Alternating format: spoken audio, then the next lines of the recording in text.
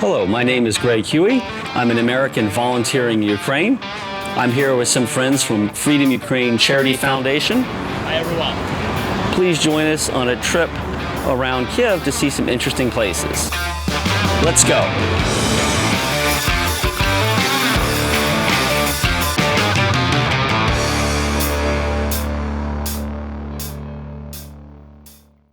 Behind me, you see people walking around and things are peaceful, but about 10 years ago, this was the scene of a protest. People were protesting to demand freedom and to demand democracy. And this movement continues today and is expanded. All of Ukraine is now standing up and demanding freedom and their right to exist as an independent democracy.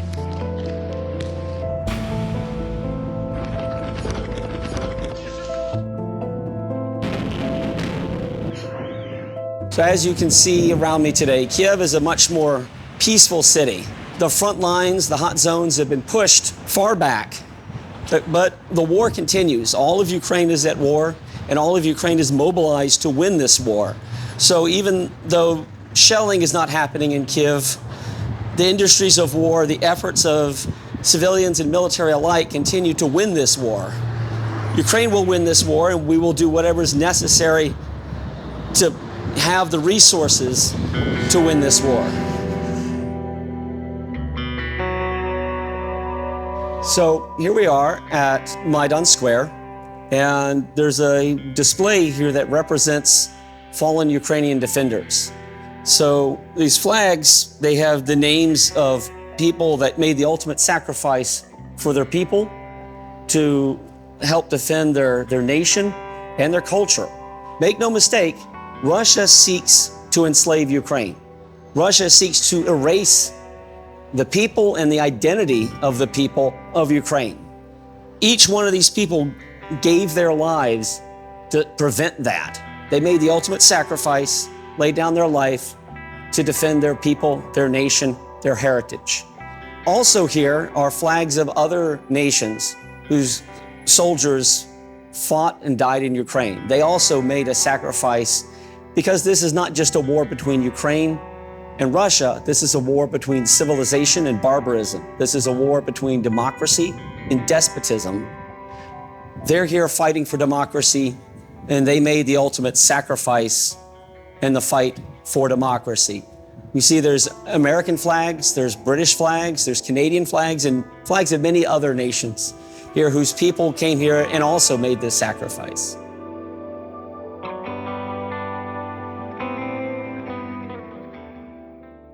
So here we have an exhibition about the Russian massacre of Ukrainian POWs at Olenivka.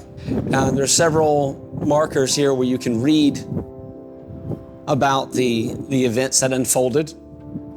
So Ukraine defended the Avastal steel factory in Mariupol. And the people that defended there they eventually surrendered. They were POWs, prisoners of war, and according to international law, they cannot be mistreated. Well, of course, Russia cares nothing about international law. Unfortunately, many of those prisoners of war that were being held at Olenivka were murdered by Russia. And we see here an account of this. When they surrendered, this is where they were being held. These are the barracks that they were in. And you can see the location of the explosion. This is evidence that documents this war crime. And you can see this tells the story about there was 198 people in the barracks, and the barracks was targeted with a thermobaric grenade system. Caused an explosion that killed a lot of the people. But some of the defenders that were in those barracks survived, and so they've made their way back to Ukraine, and they're able to tell their stories. So an investigation has been launched, and with those people's testimony to add to the evidence that is accumulated, we can start to put together a criminal case against those responsible in Russia. This talks about Barrack 200, its structure, how it was inaccessible to people from the outside the complex. And the Azov fighters noted that the guards ordered everyone to leave the perimeter the night before, not allowing anyone to sleep outside. Almost as if the guards knew what was about to happen. Okay, Greg, and we have a question for you. What place in the United States is comparable in importance to the Independence Square in Ukraine? Oh, okay. So there's a number of historical places and monuments in the United States that are parallel to that. From the Revolutionary War, there's a number of places that are important. Remember, at first in the Revolutionary War, the United States wasn't even the United States. The colonies were losing to Great Britain.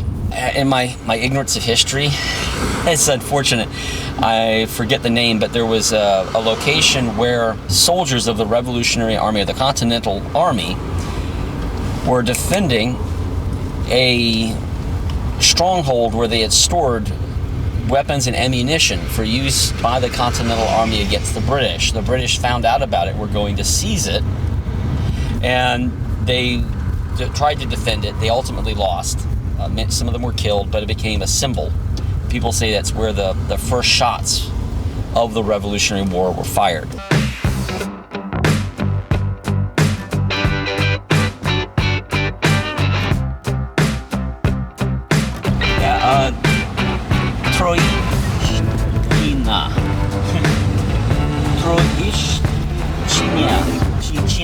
I'm still learning. Kyiv's ghetto has a sh and a ch in there. You call it Kyiv's ghetto.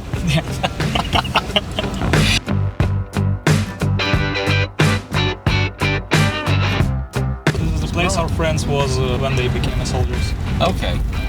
Отут була кухня, вони їли, багато волонтерів. Okay. On this position. Just over here, there was a construction, some infrastructure where hot food in a kitchen was prepared for the troops serving to defend Kyiv over here where we just were. Okay, so we're here at the edge of Kyiv City. A little bit further in that direction is Kyiv Oblast, and over there is the town of Brovary. And this is one of the scenes of the closest Russian advance on the Kyiv axis. So just over there in Brovary, there were Russian troops. They occupied the village, but Ukrainians stood their ground here, fought the Russians, and defeated them. This was part of the defeat of Russia in the battle for Kyiv. And so for me, this is a bit like sacred or hallowed ground. I want to visit this place for what it symbolizes, that you can stand up to Russia, you can defeat Russia, and Ukraine is winning this war. So just over here are some fortifications from the Battle of Kyiv. And you can see that there's a dugout or trench system over there. And the walls are reinforced with logs and tires that are full of sand or cement. And from this position, Ukrainians stood their ground and fought against Russian troops down there in Brovary. And this is where they won that battle, where they won the battle for Kyiv. So let's take a closer look at it. You can see that it's got reinforcement, there's camouflage netting, and there's a slit here, a firing slit right there where someone could be in this trench firing in that direction. And there's what looks like anti-tank ditches there. So take a look over here. So here are the fortifications from the Battle of Kyiv. Old anti-tank ditch. And yeah, this is where Ukrainians stood and defeated modern Russian Empire. Here is also another trench and firing position. And here in March of 2022, it was a cold winter, it was snowy, it was difficult conditions. The volunteers were out here, they were standing their ground against Russian troops, and they were brought hot food by volunteers. It wasn't just the Ukrainian military out here, the entire populace of Ukraine supported their military's efforts to keep the Russians away. And so ordinary people in Kyiv volunteered to bring them hot food and to make life easier for the troops out here defending them. Let's take a look down here inside this shelter, this dugout. This shelter was made not by machinery. This was made by hand. Both the military and civilians all pitched in labor to build this dugout, this bunker, to help protect Ukrainian troops here during the March 2022 fighting in this area. Take a look down here.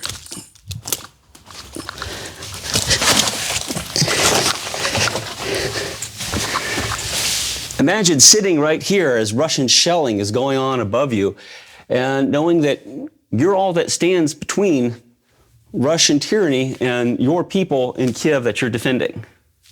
You're sitting here, shelling's going on, and you can come out and fire from this trench right here to keep the Russians at bay. So this really speaks to me.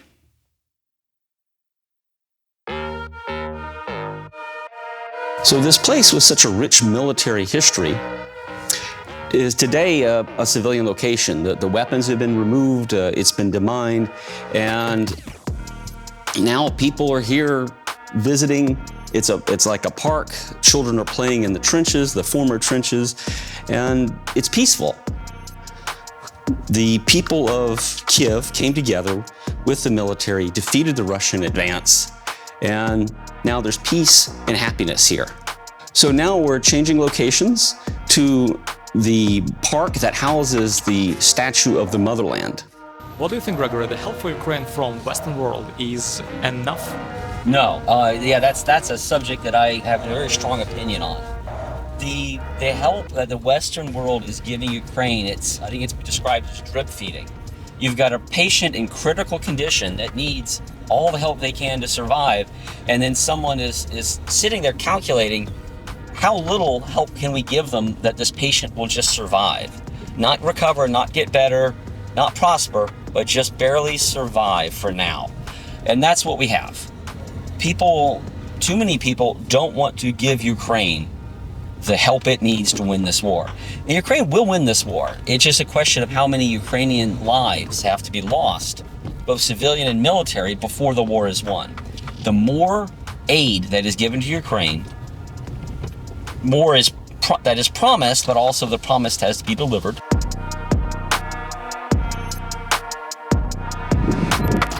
So here we are in the Ukrainian Motherland Monument Park. Behind me is the statue of the defender of the motherland, and you can see she's holding up a shield and a sword, for some reason facing east. And until recently, the device on the shield was an older historical miscellaneous symbol, and that's been replaced now with the Ukrainian torch and trident. And now she looks to the east to defend Ukraine against threats from that direction. This is a display that was personally to me a very moving thing to see. This is a truck that somebody was riding in when they were attacked. And you can see it's modern. This is 2022. So that unlike the other surroundings around here that are historical from World War II, you might not feel much of a connection. This is something that's about 2 years old. Is there a pack of cigarettes in the front?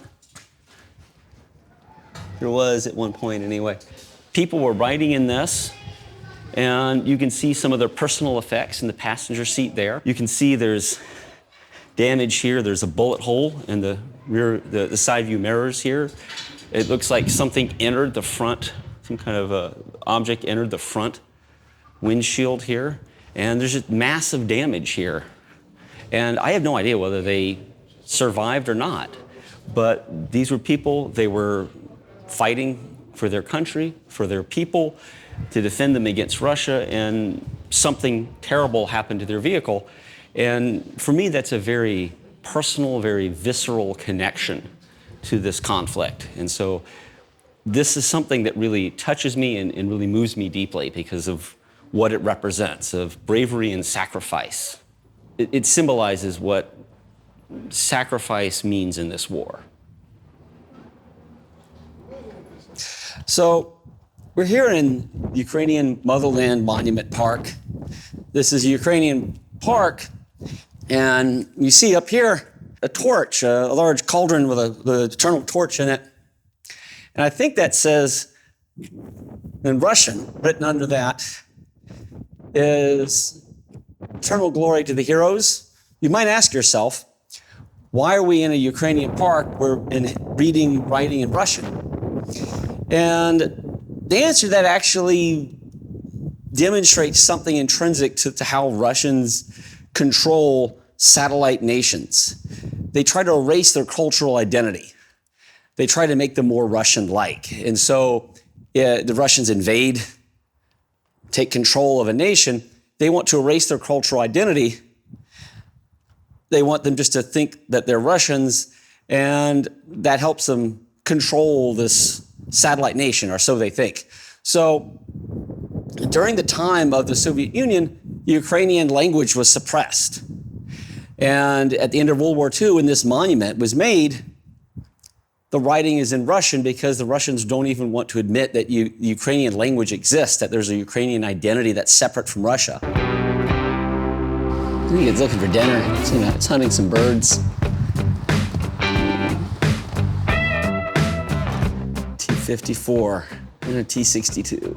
These are on the battlefield today. Russians are using these today. That's how much they're running out of their current tanks, modern tanks, is they put these museum pieces on the battlefield. So here's a bunch of the destroyed equipment. More over here. This looks something like a small glide bomb. Mi-24V. When you see this up close, you really appreciate how cramped it is. There's not a lot of space for the pilots and the gunner in there. And look at the metal here, how it's twisted. Hatch is just ripped right off. That's a tremendous force of explosion. Obviously, the crew did not survive. The crew was, I'm sure, vaporized by the intensity of this explosion. We have some more Russian vehicles up here. We have BM-21 Grad. My understanding is that they do a lot of damage, but they got a very short range, so they have to be fired from very close to the front, which makes them vulnerable. So that's why the Russians have been losing a lot of them in this war, because they have to move them right up just behind the front line to use them, and of course they get hit. And we have a Tiger, just a little rusted pussycat now. Probably a shell hit right next to it. These are probably shell fragment holes. Slava Ukraina. Indeed.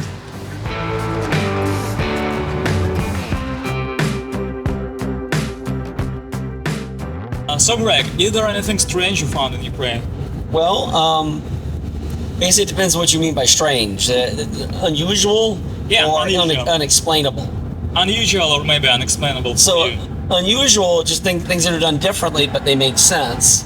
There's lots of little things that are done differently. How things work, like mechanical devices, how they work, how they're designed, the procedures people go through sometimes, things like that are minor. They're done differently. They're a little unusual, but they're not unexplained. Ukraine is at war, so a lot of things are done in an unusual way, but it completely makes sense because of the situation.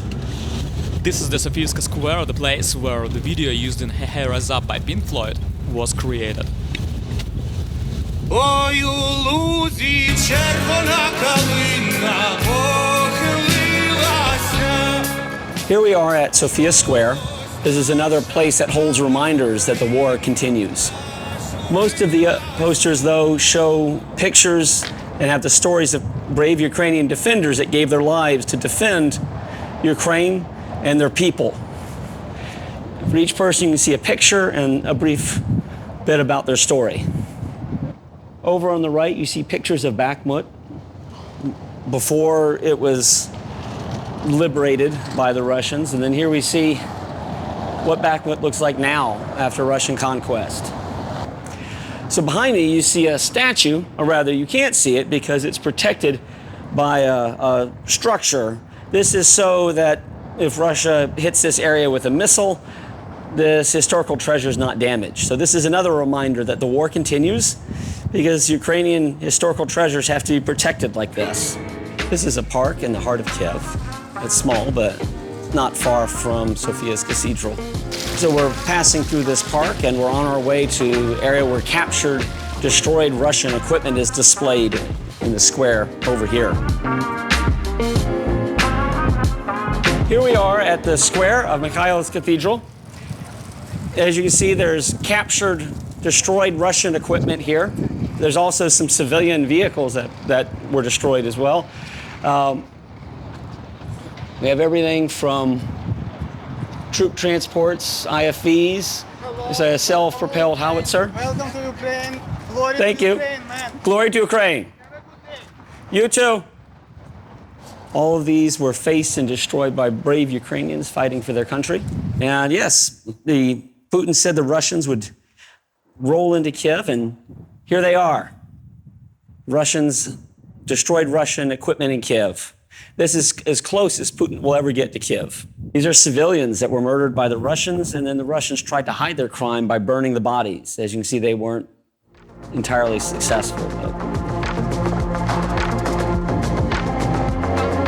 We're on our way to Akhmat's Children's Hospital.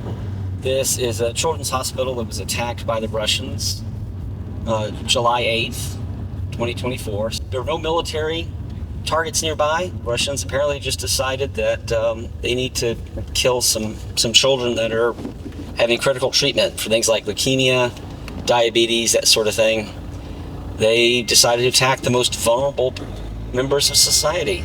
It deeply saddens me and it makes me angry. Evil like that cannot be allowed to win.